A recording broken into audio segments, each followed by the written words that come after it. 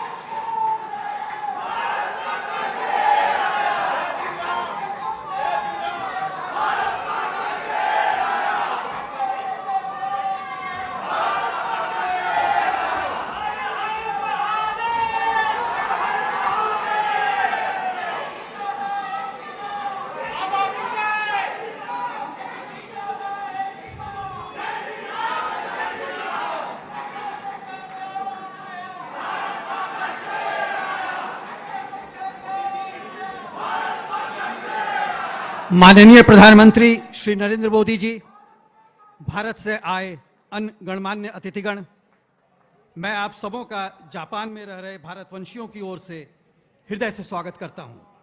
देवियों और सज्जनों, अब हमारे गर्व का प्रतीक राष्ट्रगान की धुन बजाई जाएगी।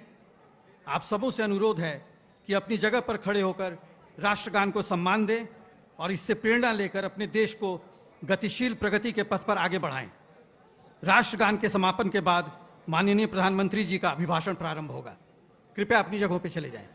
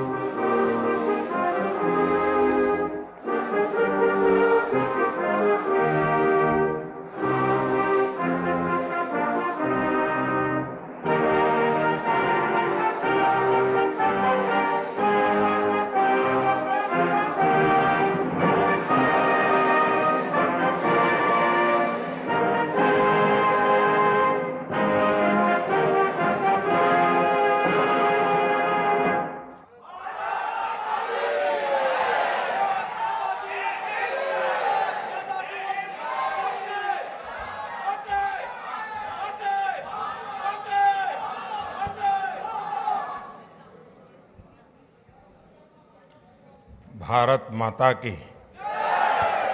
भारत माता की।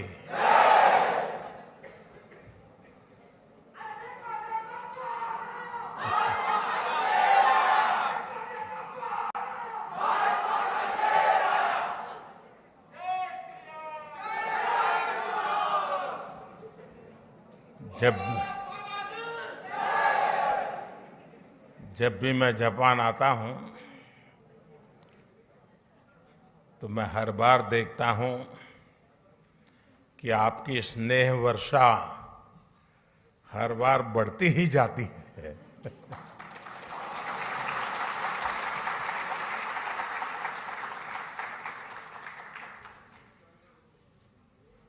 आप में से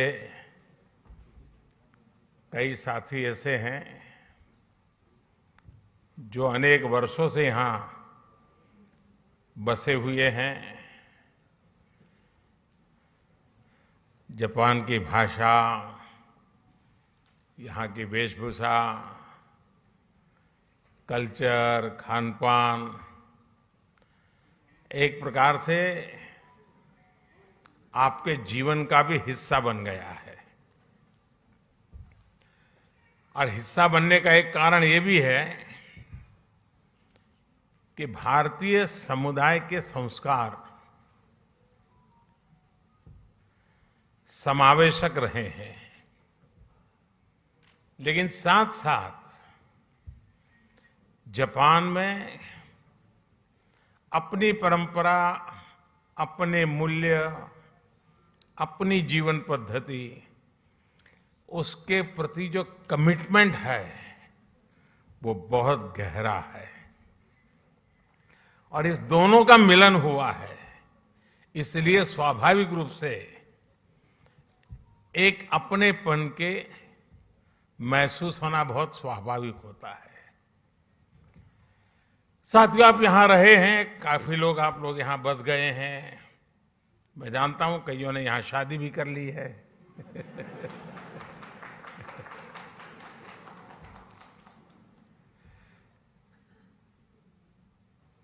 लेकिन ये भी सही है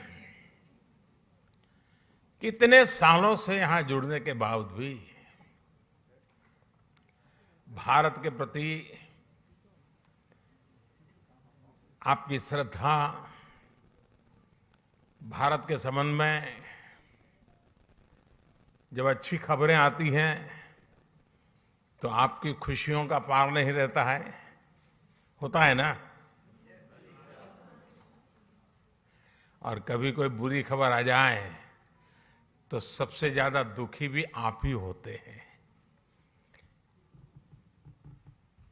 ये विशेषता है हम लोगों की कि हम कर्म भूमि से तन मन से जुड़ जाते हैं, खप जाते हैं, लेकिन मातृभूमि के जो जड़ों से जुड़ाव है उससे कभी दूरी नहीं बनने देते हैं। और यही हमारा सबसे बड़ा सामर्थ्य है।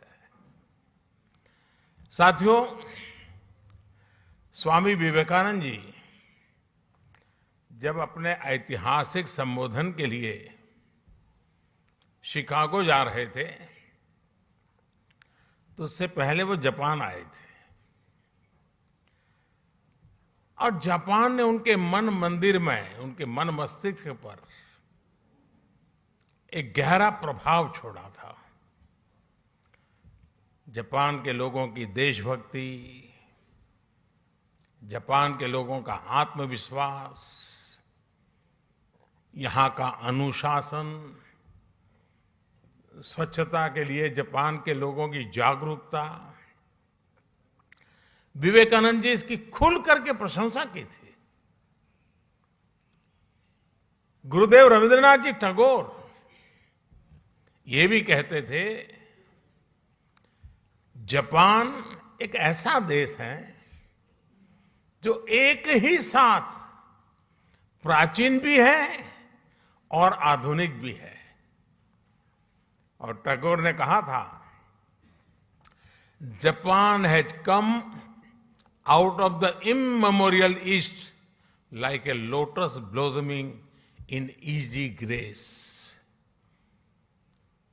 all the while keeping its firm hold upon the profound depth for which it has sprung. यानी कहना वो चाहते थे कि जापान कमल के फूल की तरह जितनी मजबूती से अपनी जड़ों से जुड़ा है, उतनी ही भव्यता से वो हर तरफ सुंदरता को भी बढ़ाता है। हमारे इन महापुरुषों की ऐसी ही पवित्र भावनाएं जापान के साथ हमारे संबंधों की गहराइयों को स्पष्ट करती हैं। साथियों, इस बार जब मैं जापान आया हूं तो हमारे डिप्लोमेटिक संबंधों को 70 साल होने जा रहे हैं, 7 दशक। साथियों, आप भी यहां रहते हुए अनुभव करते होंगे, हिंदुस्तान में भी हर कोई अनुभव करता है कि भारत और जापान नेचुरल पार्टनर है। भारत के विकास में, भारत की विकास यात्रा में जापान की महत्वपूर्ण भूमिका रही है। जापान से हमारा रिश्ता आत्मीयता का है, अध्यात्म का है। जापान से हमारा रिश्ता सहयोग का है, अपनेपन का है। और इसलिए एक प्रकार से इस रिश्ता हमारा सामर्थ्य का है, ये रिश्ता सम्मान का है। और ये रिश्ता विश्व के लिए साझे संकल्प का भी है। जापान से हमारा रिश्ता बुद्ध का है, बोध का है, ज्ञान का है। हमारे महाकाल है तो जापान में दाइकोकुतेन है। हमारे ब्रह्मा है तो जापान में बोनतेन है। हमारी मां सरस्वती है तो जापान में बेंजाइतेन है। हमारी महादेवी लक्ष्मी है तो जापान में किचिजोतेन है। तो हमारे गणेश हैं तो जापान में कानगीतेन है।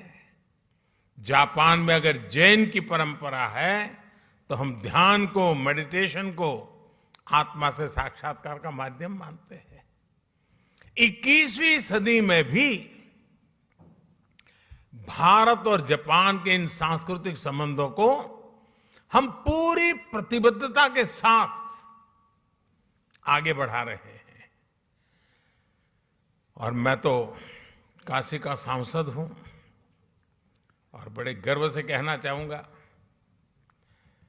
कि जापान के पूर्व प्रधानमंत्री श्री अबे जब काशी आए थे तब उन्होंने एक बहुत बढ़िया सौगात काशी को दी। काशी में जापान के सहयोग से बना रुद्राक्ष, और जो मेरी कभी कर्मभूमि रही वो अहमदाबाद में जैन गार्डन और काइजन एकेडमी, ये ऐसी बातें हैं जो हमें कितनी निकट लाती हैं। यहां आप सभी जापान में रहते हुए इस ऐतिहासिक बंधन को और मजबूत बना रहे हैं और सशक्त कर रहे हैं। साथियों, आज की दुनिया को भगवान बुद्ध के विचारों पर, उनके बताए रास्ते पर चलने की शायद पहले से ज्यादा जरूरत है। यही रास्ता है जो आज दुनिया की हर चुनौती, चाहे वो हिंसा हो, अराजकता हो, आतंकवाद हो, क्लाइमेट चेंज हो, इन सब से मानवता को बचाने का यही मार्ग है। भारत सौभाग्यशाली है कि उसे भगवान बुद्ध का प्रत्यक्ष आशीर्वाद मिला।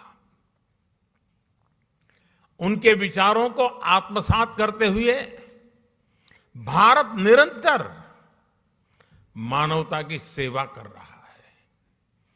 चुनौतियां चाहे किसी भी प्रकार की हो, कितनी बड़ी क्यों न हो, भारत उनका समाधान ढूंढता ही है। कोरोना से दुनिया के सामने जो 100 साल का सबसे बड़ा संकट पैदा हुआ वो हमारे सामने है।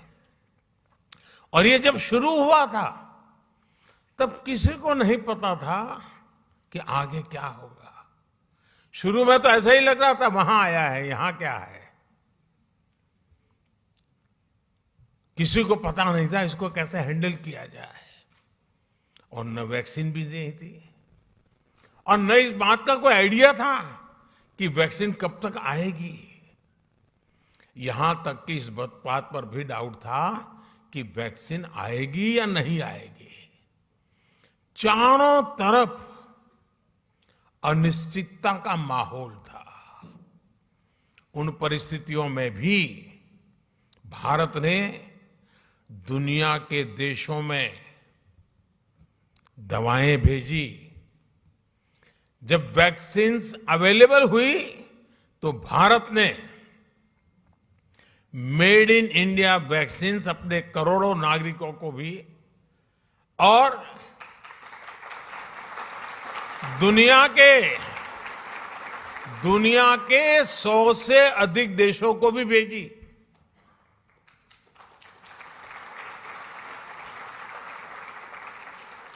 साथियों, अपनी स्वास्थ्य सेवाओं को और बेहतर बनाने के लिए भारत अभूतपूर्व निवेश कर रहा है।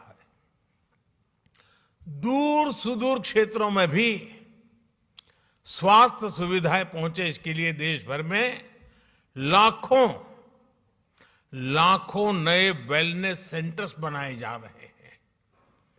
आपको ये जानकर के भी खुशी होगी, शायद आज आपने भी सुना होगा, वर्ल्ड हेल्थ ऑर्गेनाइजेशन WHO ने भारत की आशा वर्कर्स, आशा बहनों को director generals global health leader award से सम्मानित किया है।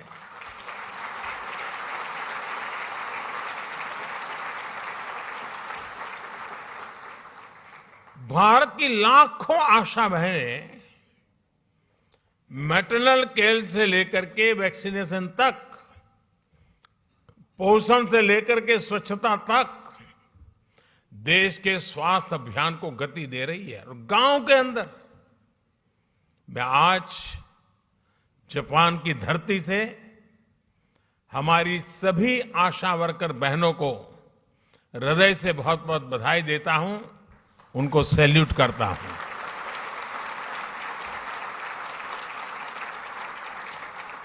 साथियों, भारत आज किस तरह वैश्विक चुनौतियों का मुकाबला करने में मदद कर रहा है, इसका एक और उदाहरण एनवायरनमेंट का भी है।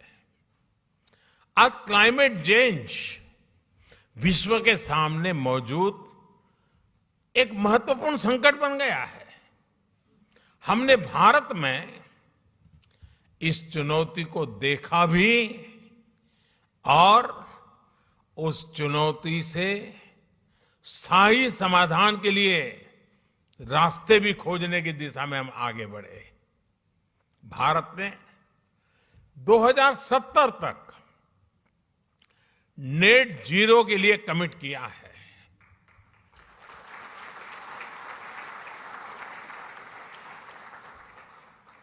हमने इंटरनेशनल सोलर अलायंस जैसे ग्लोबल इनिशिएटिव का भी नेतृत्व किया। क्लाइमेट चेंज के कारण दुनिया पर नेचुरल डिजास्टर्स का खतरा भी बढ़ गया है। इन डिजास्टर्स के खतरों को, उनके प्रदूषण के दुष्प्रभावों को जापान के लोगों से ज्यादा बेहतर और कौन समझ सकता है। प्राकृतिक आपदाओं से जापान ने लड़ने की क्षमता भी बना दी है। जिस तरह जापान के लोगों ने इन चुनौतियों का सामना किया है, हर समस्या से कुछ न कुछ सीखा है, उसका समाधान खोजा है और व्यवस्थाएं भी विकसित की है, व्यक्तियों का भी उस प्रकार से संस्कार किया है। यह अपने आप में सराहनीय है। इस दिशा में भी भारत ने CDRI यानी coalition for disaster resilient infrastructure में लीड ली है। साथियों, भारत आज ग्रीन फ्यूचर, ग्रीन जॉब्स के लिए, कैरियर रोडमैप के लिए भी बहुत तेजी से आगे बढ़ रहा है। भारत में इलेक्ट्रिक मोबिलिटी को व्यापक प्रोत्साहन दिया जा रहा है। ग्रीन हाइड्रोजन को हाइड्रोकार्बन का विकल्प बनाने के लिए विशेष मिशन शुरू किया गया है। बायोफ्यूल से जुड़ी रिसर्च और इंफ्रास्ट्रक्चर के निर्माण पर बहुत बड़े स्केल पर काम चल रहा है। भारत ने इस दशक के अंत तक अपनी टोटल इंस्टॉल्ड पावर कैपेसिटी का 50% 50% नॉन फॉसिल फ्यूल से पूरा करने का संकल्प लिया है।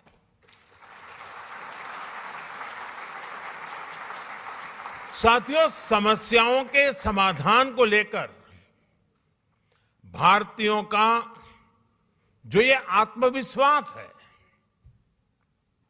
ये आत्मविश्वास आज हर क्षेत्र में,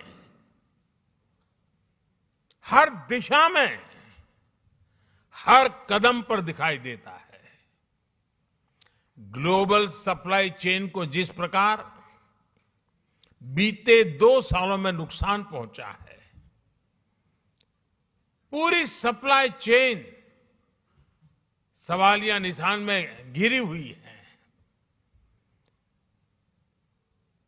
आज सारी दुनिया के लिए यह अपने आप में एक बहुत बड़ा संकट बना हुआ है। भविष्य में ऐसी स्थिति से बचने के लिए हम आत्मनिर्भरता के संकल्प के साथ आगे बढ़ रहे हैं।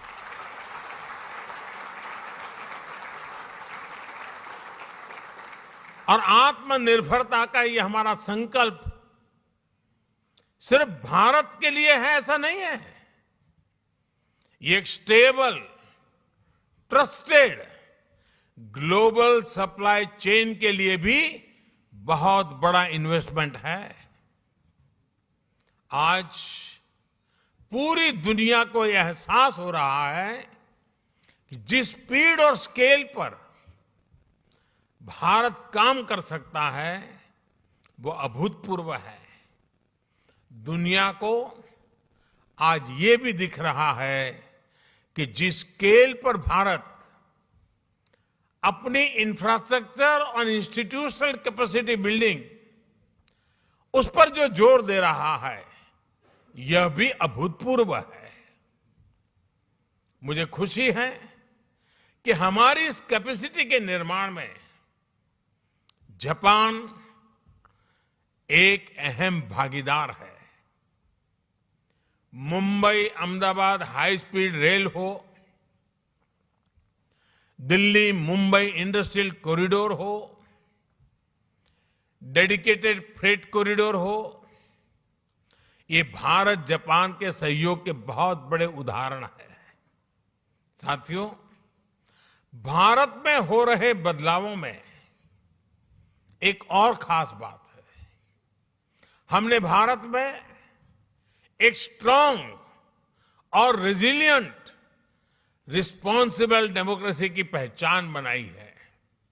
उसको बीते 8 सालों में हमने लोगों के जीवन में सकारात्मक बदलाव का माध्यम बनाया है। भारत की डेमोक्रेटिक प्रोसेस से आज समाज के वो लोग भी जुड़ रहे हैं जो कभी गौरव के साथ ये अनुभव नहीं कर रहे थे कि वो भी इसका हिस्सा है।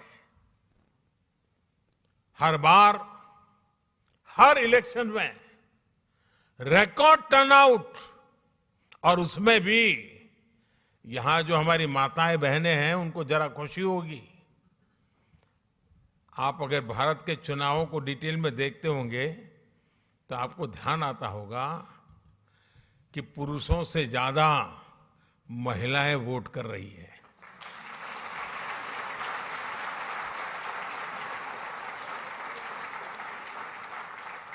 ये इस बात का प्रमाण है कि भारत में डेमोक्रेसी सामान्य से सामान्य नागरिकों के हकों के प्रति कितनी सजग है, कितनी समर्पित है और हर नागरिक को कितना सामर्थ्यवान बनाती है। साथियों, मूल सुविधाओं के साथ साथ हम भारत के एस्पिरेशन को भी नई बुलंदी दे रहे हैं, नया आयाम दे रहे हैं। भारत में इंक्लूसिवनेस का, लीकेज प्रूफ गवर्नेंस का, यानी एक ऐसी डिलीवरी व्यवस्था, टेक्नोलॉजी का भरपूर उपयोग करते हुए एक ऐसे मैकेनिज्म को विस्तार किया जा रहा है ताकि जो जिस चीज का हकदार है वो बिना मुसीबतें, बिना कोई सिफारिश को, बिना कोई करप्शन किए अपने हक को प्राप्त कर सकता है और उसमें हम पूरी ताकत से जुटे हुए हैं।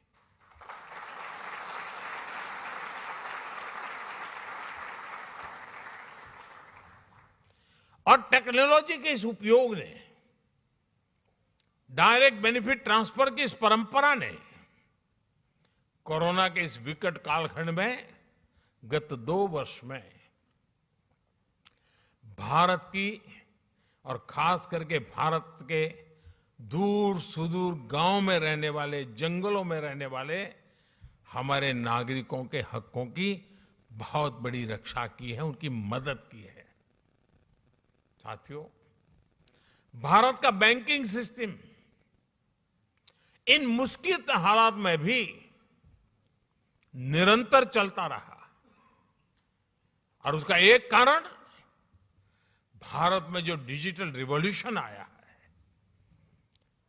डिजिटल नेटवर्क की जो ताकत बनी है, उसका ये परिणाम मिल रहा है। और आपको साथियों जानकर के खुशी होगी, पूरी दुनिया में जो डिजिटल ट्रांजैक्शन होते हैं ना, कैशलेस, यहां जापान में तो आप लोग टेक्नोलॉजी से भली भांति परिचित रहते हैं, लेकिन ये बात सुनकर के आनंद होगा, आश्चर्य होगा और गर्व होगा। पूरे विश्व में जितना भी डिजिटल ट्रांजैक्शन होता है उसमें से 40% अकेले भारत में होता है।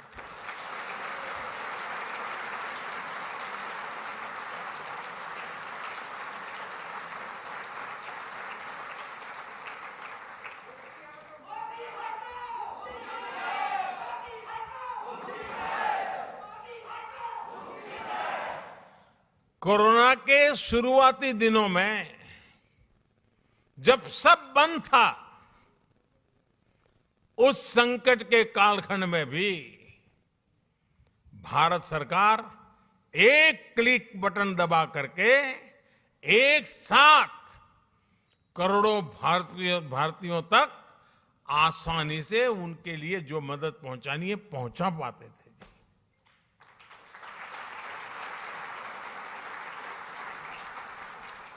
और जिसके लिए मदद तय थी उसी को मिली, समय पर मिली, और इस संकट से जूझने का उसे सामर्थ्य भी मिला। भारत में आज सही मायने में पीपल लेड गवर्नेंस काम कर रही है। गवर्नेंस का यही मॉडल डिलीवरी को एफिशिएंट बना रहा है। यही डेमोक्रेसी पर निरंतर मजबूत होते विश्वास का सबसे बड़ा कारण है। साथियों, आज जब भारत आजादी के 75 साल मना रहा है, आजादी का अमृत महोत्सव मना रहा है, तो वो आने वाले 25 साल यानी आजादी के 100वें वर्ष तक हिंदुस्तान को हमें कहां पहुंचाना है, किस ऊंचाई को प्राप्त करना है, विश्व में हमारे झंडा कहां कहां कैसे कैसे गाड़ना है, आज हिंदुस्तान उस रोड मैप तैयार करने पर लगा हुआ है।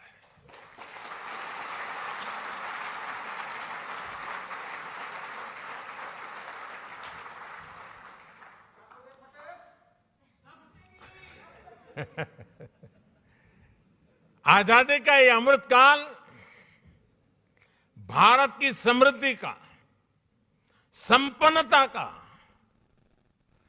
एक बुलंद इतिहास लिखने वाला है। दोस्तों, मैं जानता हूं कि ये जो संकल्प हमने लिए हैं, ये संकल्प में आप पे बहुत बड़े हैं, लेकिन साथियों, मेरा जो लालन पालन हुआ है, मुझे जो संस्कार मिले हैं, जिन जिन लोगों ने मुझे गढ़ा है, उसके कारण मेरी भी एक आदत बन गई है। मुझे मक्खन पर लकीर करने में मजा नहीं आता है, मैं पत्थर पर लकीर करता हूं।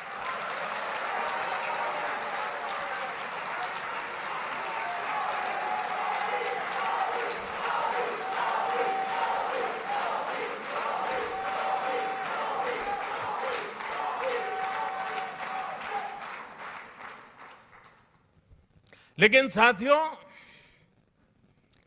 सवाल मोदी का नहीं है। आज हिंदुस्तान से 130 करोड़ लोग, और मैं जापान में बैठे हुए लोगों के भी आंखों में वही देख रहा हूं, आत्मविश्वास। 130 करोड़ देशवासियों का आत्मविश्वास, 130 करोड़ संकल्प, 130 करोड़ सपने, और इस 130 करोड़ सपनों को पूर्ण करने का ये विराट सामर्थ्य परिणाम निश्चित लेके रहेगा। दोस्तों, हमारे सपनों का भारत हम देख के रहेंगे।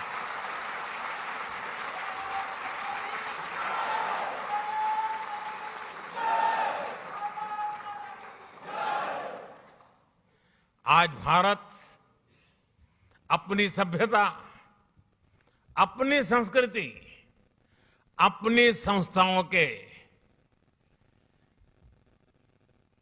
अपने खोए हुए विश्वास को फिर से हासिल कर रहा है। दुनिया भर में कोई भी भारतीय आज सीना तान करके, आंख में आंख मिला करके हिंदुस्तान की बात बड़े गर्व से कर रहा है। ये परिवर्तन आया है।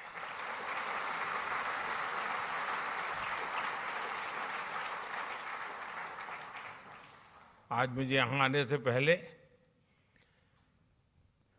भारत की महानताओं से प्रभावित कुछ लोग जो अपना जीवन खपा रहे हैं, ऐसे लोगों के दर्शन करने का मुझे मौका मिला, और बड़े गर्व से वो कह रहे थे योग की बातें। वो योग को समर्पित है। जापान में भी शायद ही कोई होगा जिसको योग की कल्पना न हो। हमारा आयुर्वेद, हमारी पारंपरिक चिकित्सा पद्धति, आजकल तो हमारे मसाले सब दूर, उसकी मांग बढ़ रही है। लोग हमारी हल्दी मंगवा रहे हैं। इतना ही नहीं साथियों, हमारी खादी, वरना तो आजादी के बाद धीरे धीरे धीरे धीरे उन नेताओं के कॉस्ट्यूम बनकर के रह गई थी।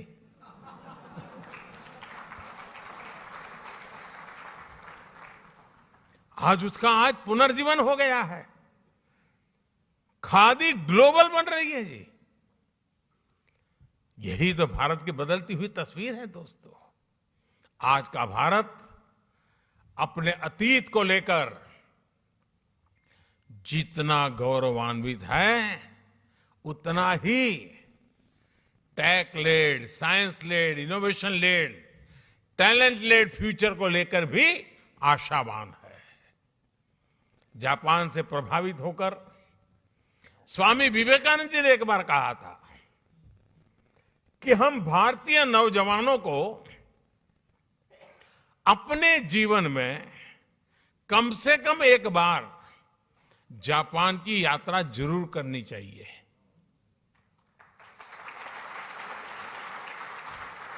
आप लोग ये वाक्य पढ़ करके आएंगे हो ऐसा मैं तो नहीं मानता हूं, लेकिन विवेकानंद जी ने भारत के लोगों को कहा था कि भाई एक बार देखकर तो आओ जापान है कैसा। साथियों, उस जमाने में स्वामी विवेकानंद जी ने जो कहा था, आज के युग के अनुरूप उसी बात को, उसी सद्भावना को आगे बढ़ाते हुए मैं कहना चाहूंगा कि जापान का हर युवा अपने जीवन में कम से कम एक बार भारत की यात्रा करे।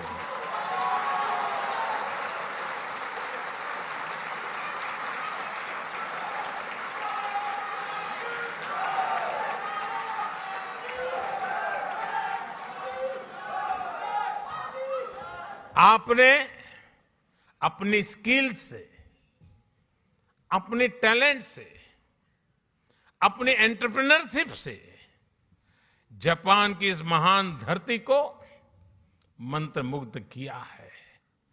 भारतीयता के रंगों से, भारत की संभावनाओं से भी आपको जापान को लगातार परिचित कराना है। आस्था हो या एडवेंचर, जापान के लिए तो भारत एक स्वाभाविक टूरिस्ट डेस्टिनेशन है।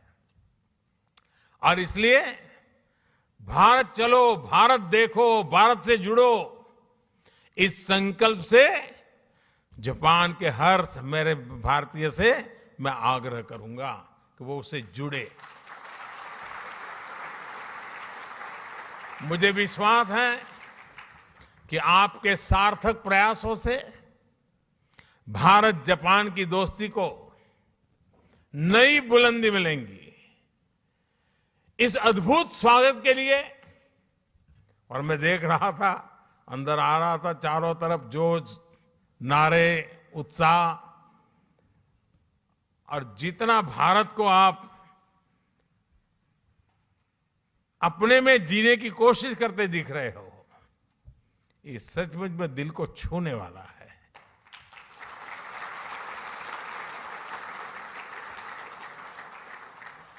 आपका ये प्यार, ये स्नेह हमेशा बना रहे। इतनी बड़ी तादाद में आकर के, और मुझे बताया गया कि जापान में से सिर्फ टोक्यो से नहीं, बाहर से भी कुछ साथी आज आए हैं। पहले मैं आया करता था, इस बार नहीं आ पाया था, आप भी आ गए। लेकिन मुझे अच्छा लगा, आप सबके दर्शन करने का अवसर मिला। मैं फिर एक बार आप सबका बहुत बहुत धन्यवाद करता हूं, हृदय से आभार व्यक्त करता हूं। भारत माता की, भारत माता की, भारत माता की बहुत बहुत धन्यवाद।